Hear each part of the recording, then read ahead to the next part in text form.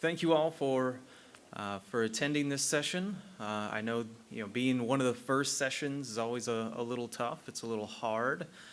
So greatly appreciate everybody making it here. I'm here to talk about a very cool project, something that we've been working on for a long time at VMware, something that's been asked for tremendously. So I'm really excited to be able to start showing this off. So let's go ahead, kick this off. A little bit about me, the person that's standing up here in front of you, talking to you. My name is Kyle Ruddy. I'm a senior architect within the technical marketing organization of VMware. And at VMware, I focus and specialize on automation, anything API, CLI, SDK-wise for vSphere and VMware Cloud on AWS. So outside of that, I'm a big community advocate, so I really enjoy being able to come and do sessions like these at VMUGs and other events. Anything that I do, I share, whether that's on my personal blog, whether that's on, if it's code, it's out there on GitHub.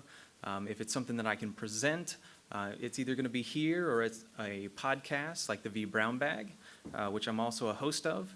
And then probably one of the easiest ways to find me is on Twitter, just KM Ruddy there. And then also here recently I was awarded the designation of being a Microsoft MVP for the Cloud and Data Center Management Group. All right, so enough about me. Let's cover a little bit about what I'll be going over today. So first we'll be starting off laying some ground rules or groundwork around what PowerShell is and what PowerCLI is, and then we'll dive into some configuration management topics, and then finally get to the end where I've got a couple demos, which I'm really excited to show off because this is literally going to be the first time I'm showing them out in the wild. So, first and foremost, what is PowerShell? Everything PowerCLI related depends on PowerShell.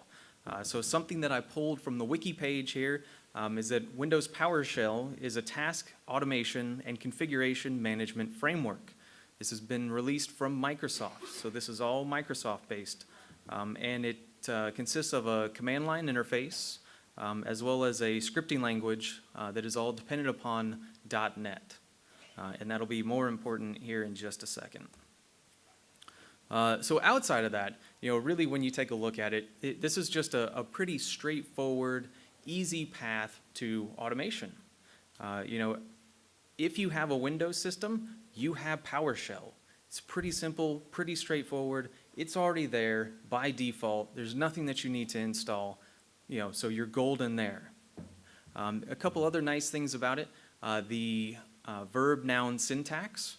So, we're here at a VMUG, so I'll use a couple of the PowerCLI commandlets as examples. If you're trying to get information about a VM, it's going to be get-vm. You want to get information about a cluster, it's get-cluster. Pretty simple, pretty straightforward and easy to understand. And even if you've never touched PowerShell or PowerCLI before, you have a pretty good idea of what that commandlet's going to do.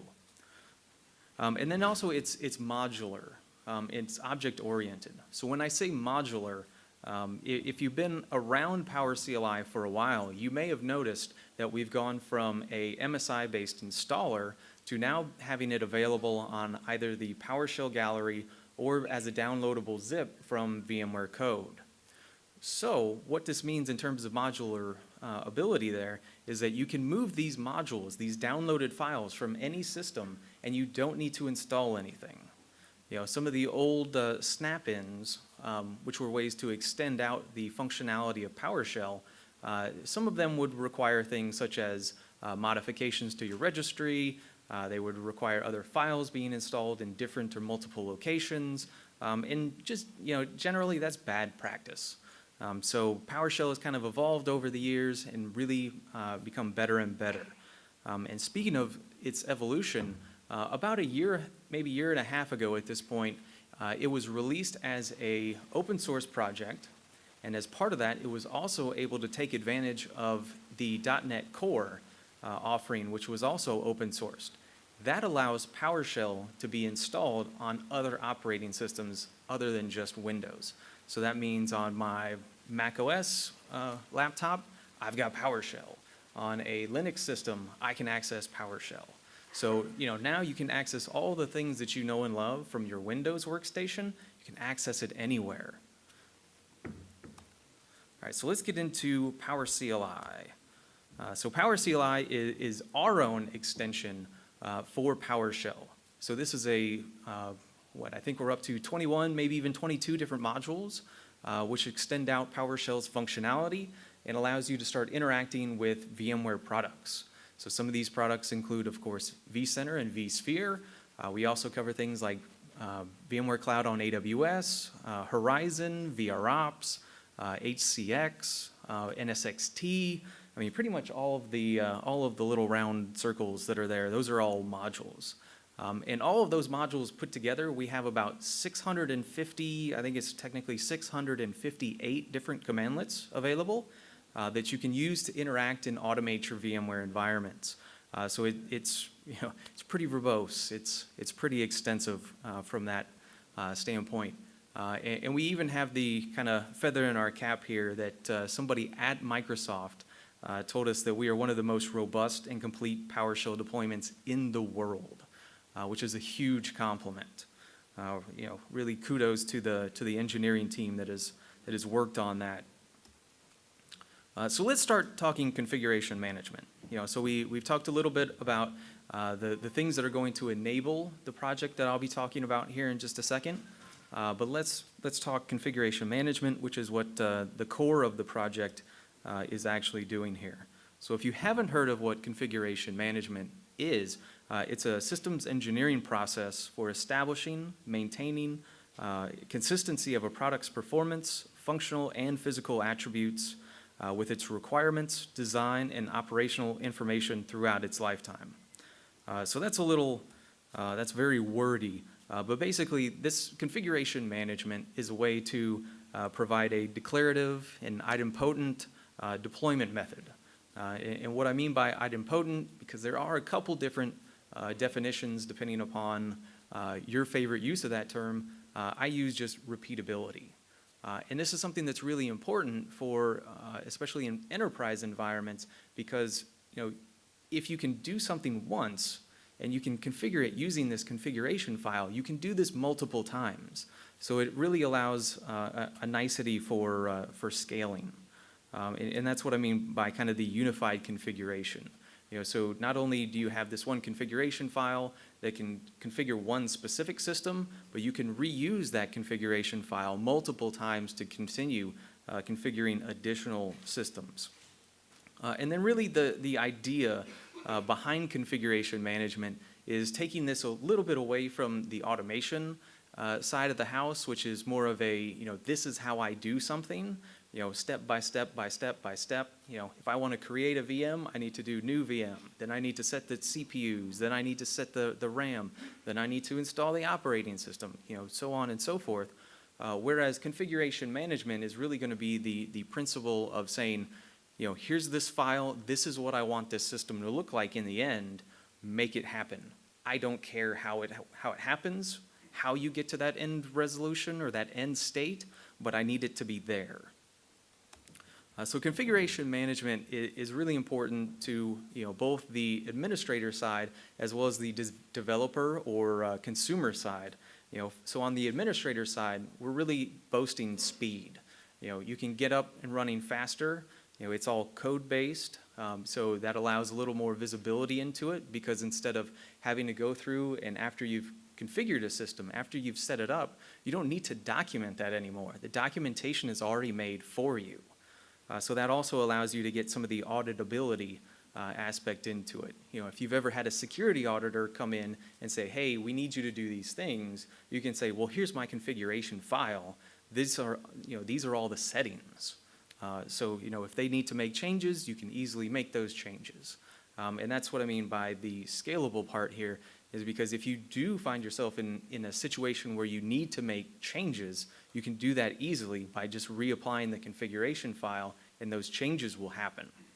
But then on the consumer side or developer side, the speed there is key to, I've requested something, how long is it going to take for that thing to be given to me? How soon before I have access? And even further, it's how reliable is that going to be? How if 15 people set up one specific system, how many different variations are you going to have? Versus configuration management, you apply this config file, and it's going to be the same regardless.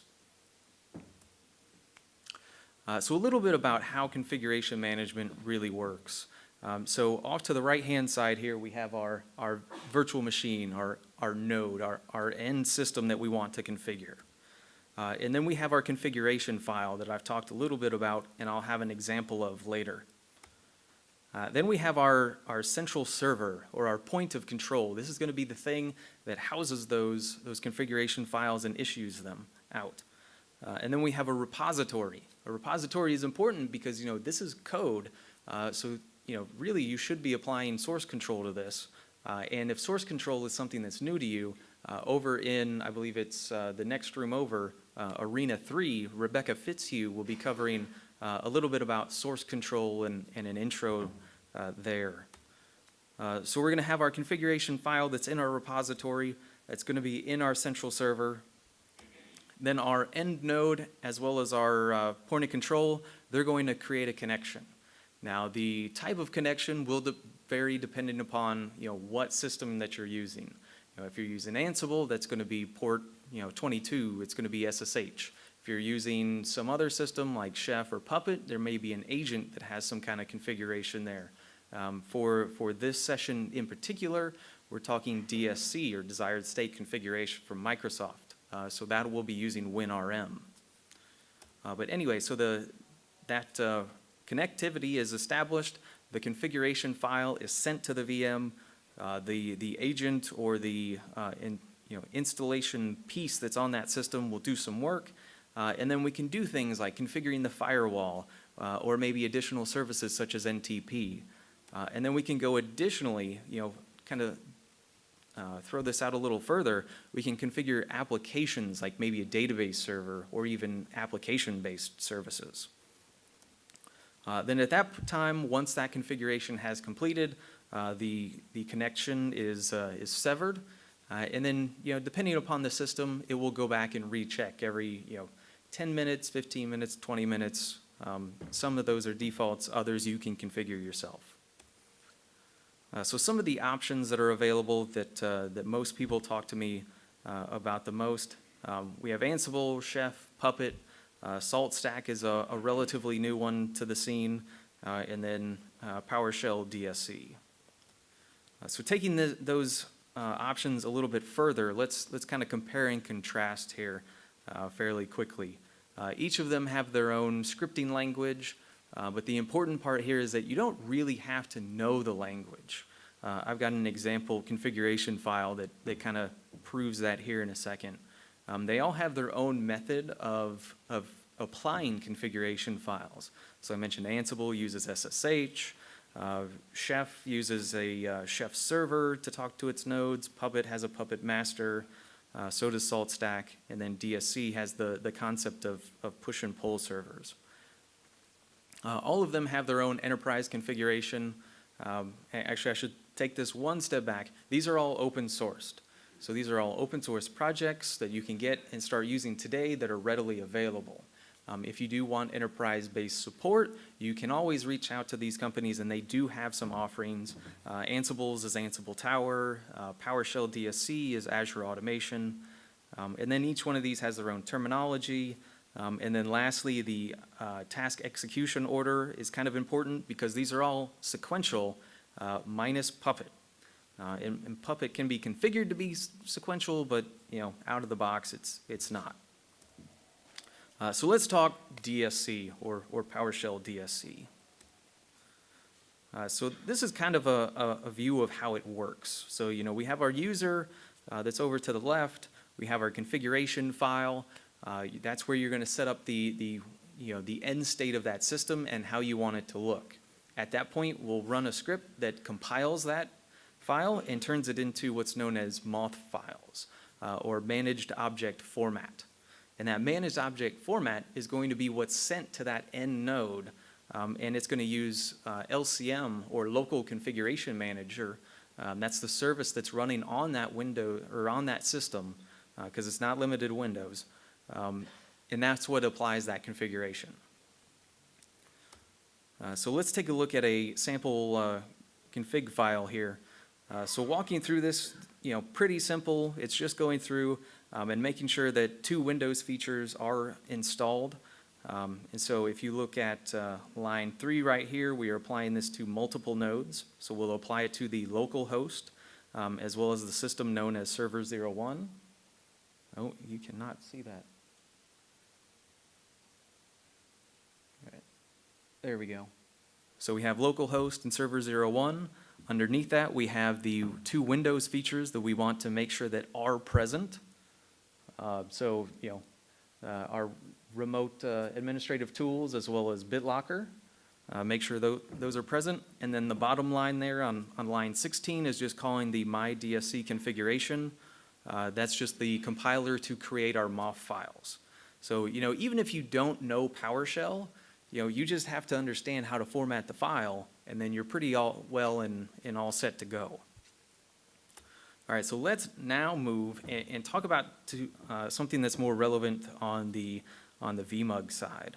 So this is the project that we've been working on to really create some of these DSC resources that you can use against your vSphere environment.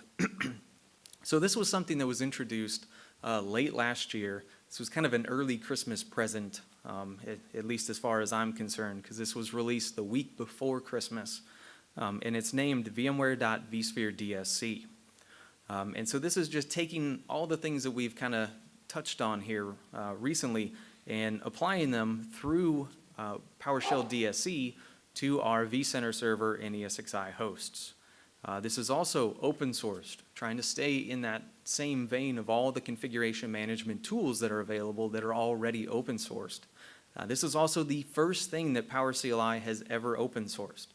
So kind of a really cool thing from that aspect as well. And part of it being open sourced means that not only do we support it, but you can also hit our GitHub repo and create issues, submit pull requests, all of those things we fully welcome and do appreciate. We have had a couple community members. I know Luke Deakins was here and talked at this VMUG 2 years ago. He's already created some of the things, some virtual switch things that's quite nice. So dependency-wise, because this is working a little different, so let me talk about dependencies. So we must have a minimum of PowerShell 5.1. And really when I say minimum, I mean only PowerShell 5.1. DSC does not yet work with PowerShell core. You can have your end node be Linux, but it can't be running PowerShell core quite yet. We also need to be on PowerCLI 10.1.1. Currently, we are on PowerCLI 11.2. So, we always say that, you should be on the latest and greatest, especially with the updated install and upgrade process.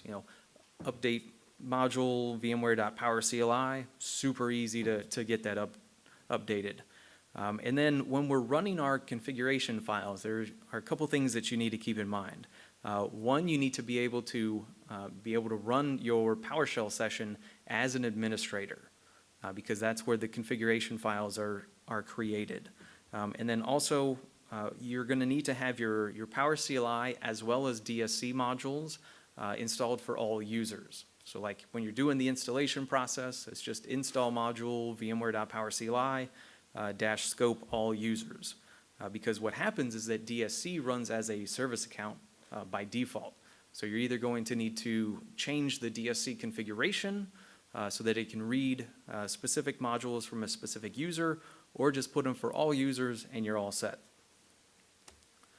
So because our end result nodes are a vCenter server or ESXi host, and it's unsupported to install any kind of agents or things like that, we have a little bit of a change in how the DSC works. So in standard, we would have our MOF file that's sent out to the node that we want to configure, but since we can't do that in this instance, we're using what's known as a proxy host.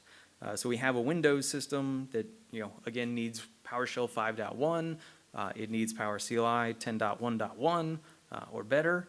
And then that system, along with PowerCLI that's installed, will reach out, authenticate to the vCenter host or our ESXi host and perform those configurations. So because of that, our configuration file will look just a tad bit different. So here's an example about doing some Ntp settings. So there on line number 2, that's our import. So we're saying, hey, we want to reach out and utilize our Vmware Dsc module. Our node is going to be localhost because that's going to be our proxy system. Since we don't have any native built-in authentication methods for the vCenter and ESXi host, we have to establish our credential objects there. And then at the bottom, what is that, lines 8 through 13, those are just your standard, this is what we want the end result to look like. So in that case, we're saying that we want our NTP server to be 0.pool.ntp.org and 1.pool.ntp.org, with our service policy being automatic. And down there at the bottom, that's just our way of compiling it. So what is available? This is an open source project. This is a work in progress. So this is going to be continually changing, evolving, and updating. We're already out to version 4, which is technically, according to our GitHub repo, version 1.0.0.4. So originally we started off with just our statistics and logging level for vCenter, and then we had some settings for our ESXi host of NTP, DNS, and your storage claim rules. However, since then we've added quite a few other things that you can see on the list here. And then some of the things that we're working on for the future, Luke Deakins has had a fantastic run helping us with the standard switch resources. So basically we're trying to make sure that anything that you can do in the UI for the standard switch, you can also do through DSC. And then we also have a couple things that we're working on as far as cluster configuration, specifically for HA and DRS. So if there's anything that I haven't mentioned that you're really looking forward to, we're definitely still sourcing what else we should be focused on, what should be high priority versus low priority. So feel free to reach out and find me sometime today and we can talk about that. All right, so enough of me talking. Let's actually get into some demos. Let's show how this actually works.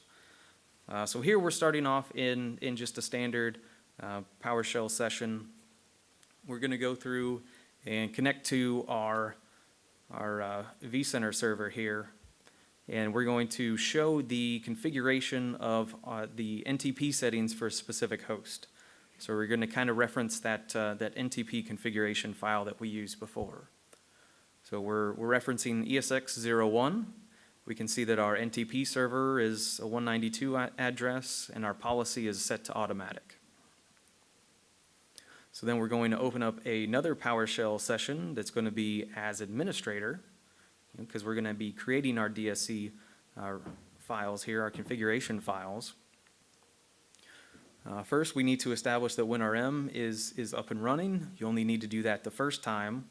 So we can see, it's running on this system, so we're pretty good to go. We need to verify that our DSC resources are there. We can do that with just get DSC resource. I did this last either Thursday or Friday, so you can see some of the things that we've been working on and that are already out there. Then we're going to open up one of those configuration files. We're going to open up one of the examples for the NTP system itself. And these are all available as part of the module when you download it. So there's nothing additional that you need to grab or install. It's all there through the module itself. So here's our Ntp settings. In this configuration, we can use or issue parameters when we're calling this file. So we have a couple parameters of just the server name that we want to configure, the server that we're going to connect to apply those configurations, and username and password. So then underneath that, these are all the things that you have already seen. This environment happens to be in Bulgaria, where I was in Sophia last week, so we're going to use a local Ntp host. So we can see our Ntp line there on, what is it, line 50, 55, and then our policy there on line 56, making sure that it's kept at automatic. So now that we have that, let's clear the screen and establish our parameters. Green doesn't seem to look so good, but that's fine. So we're using our name, that's our ESX01 host. The server that we're going to connect to will also be ESX01, so we're going to connect directly to our ESXi host to apply this configuration. Then we have our username and password. So now that we have that all done, we're going to move over to where we want this MOF file to be in the end. So the end result of running our compilation script here. And I'm storing that in a GitHub folder, DSC configs. So now we're running through and actually calling that script, that configuration file that we referenced before. So we can see VM host Ntp Settings _config, and then we're going to call those parameters as part of that. Our end result there is going to be that localhost.mof file that's stored in in our source controlled directory that we referenced earlier, called Dsc configs. So now that we have that created, let's use Visual Studio Code to open that up and take a look at what it looks like. Because it is human readable. So even if you're not still in even if you're not still in control of the configuration script, you can still read the MOF file if you have it set up to be that way. If you don't want it human readable, you can also encrypt it with a certificate, but that kind of defeats the purpose of this this demo. So I did not do that. So we can see some of the things that are in there. NTP servers, policies, the DSC module that we needed to use, the resource that it's calling, and so forth. So now that we have our MOF file, we're going to do a test DSC configuration against our host with that configuration file, and we're going to store it into a variable called test results. Now that test is going to take a little while, certainly much longer than it is in this demo video. I kind of sped that up a little bit to make sure that we didn't have too much dead time. So now that we have our test results, we'll clear the screen so it's a little easier to read. And now the result there was that we can see our computer name is localhost. That's our local configuration management proxy system. And we can see resources in a desired state and resources not in a desired state, with the end result being that we are not in a desired state with that false line there. So if we call out our resources not in a desired state, we can see all of the pieces that are incorrect. So in this case, since we're only applying one configuration, we only have one thing that comes back as a resource not in a desired state. So now that we've established all of these things are not in our desired state, we can run start DSC configuration, again pointing to the directory where our MOF file lives. We'll use the -wait parameter to say, hey, we don't want to move on in our session until it's complete. Think of that as like a run async, if you're familiar with that parameter. And then a force, just saying that, hey, we want this to happen regardless. So now that that's complete, we can now run get DSC configuration. So now that we can see our host name, we can see our NTP servers have changed over to the Bulgarian-based pool.ntp.org and the server name there. So then in theory, if we run another test DSC configuration, hopefully the output there will change. So now we can see resources in our desired state is just the one, and our indesired state is set to true. But now you can either trust that, or we can go back to our PowerShell session from before, and if we rerun that code, same session, we can literally see the command that we just ran. We can see that it has been changed, it has been updated, and the NTP servers have changed. So this is just one way of using just one single configuration file to update that. And then as long as that service is still running on our proxy host, this will continually hit that host and ensure that those NTP servers are set correctly. And with DSC, the manual or the automatic window is 15 minutes. Now, so that's cool. Doing this in PowerShell is pretty impressive.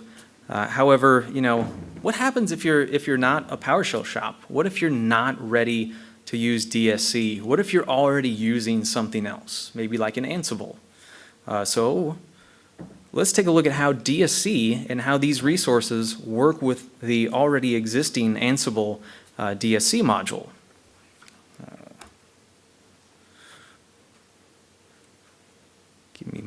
There we go. All right, so we're back in our PowerShell session. We're going to try and change some of the configuration for our vCenter server and the statistics that it gathers. So the one that we're going to be changing is the key 1. So sampling period of 180 for the past day, certain length, level of 1, etc. There we go. All right, so now we're SSH'd into our Ansible system here, and we're going to take a look at one of the playbooks that I've already created. Let me pause that for just a second. So we call out that our host, that's going to be our proxy system, so it's DSC M01. We are giving it our playbook a name, just saying we're going to update the statistics settings for the vCenter. We're going to use the WinDSC module from Ansible so that we can call these DSC resources. And then we have our standard, our resource name. That's going to be the file from DSC that it uses. Our server name, in this case, since we're interacting with a vCenter server, we're going to use our VCSA01. We have our credentials. We have our period. The period length is changing to 5. The level is going up to 3. And our interval minutes is going down to 1. Let's see.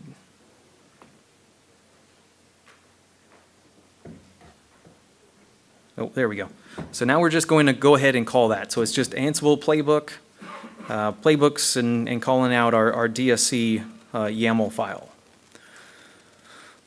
So it's saying, hey, we're reaching out to our DSC master using WinRM.